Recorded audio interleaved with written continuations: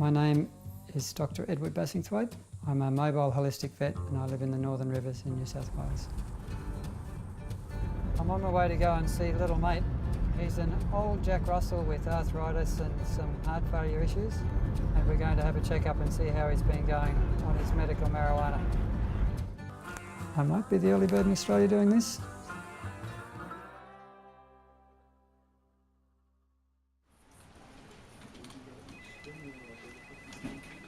When I first heard people in Australia were giving weed to their pets, this is what I had in mind.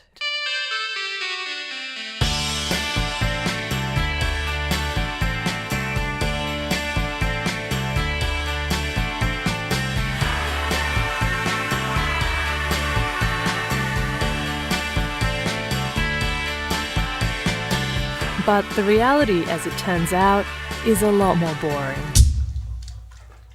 That's because the doggos aren't actually getting high. At most, they might just feel a bit drowsy. G'day, King. Hello, Dr. Edward. How are you handling the heat? King's probably one of the last people I thought would be open to medical marijuana. Cannabis? No, it's never been in our world. Yeah, no. Wrong generation to have cannabis in our world. No, neither of us have smoked, so. When he first got sick, he couldn't jump as much as he used to. He wasn't as active, and the first day that Dr. Edwards came, well, he was lying on his bed inside and he just wouldn't even lift his head. He's gone from being unwilling to go for a walk at all to being happy and excited to go for quite long walks. And another really unexpected thing was that his heart murmur improved, which is something that I've not seen before in 20 years of practice. Oh, yes, for sure. Yeah, it was a second leaf sunlight, yeah. Cases that may benefit, certainly older animals with arthritis, animals with epilepsy, animals with immune troubles like allergies and itches, and anxious animals with separation anxiety. See, what this vet is recommending isn't the same stuff that's powering drum circles on beaches across Australia. You absolutely should not give your pet marijuana that you've bought for your personal use, okay? Okay. Instead, what Dr. Bassingthwaite is talking about is medicinal marijuana that comes in an oil form. The cannabis plant contains dozens of components which are called cannabinoids. Among them are THC and CBD. Both reportedly may have therapeutic effects, but THC makes people feel high and can be toxic to animals. CBD, on the other hand, has very little to no toxicity. It can make the dogs a bit chilled. It doesn't have a strong psychoactive effect, but it can have a slight sedative effect, for instance. Up you get. Come on, mate. Medicine time. After he has it, does he seem stoned?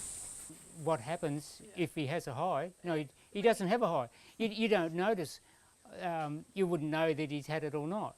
We can tell, but the average person wouldn't know. How can you tell? Oh, just the look on his face when you go and get the bottle out of the fridge.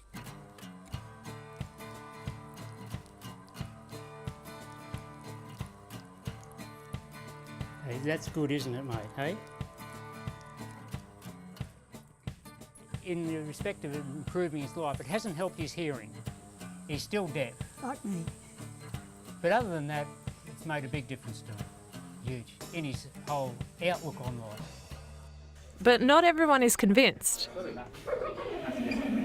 I think at this current point in time, the recommendation of medical marijuana to pets and their owners is too premature.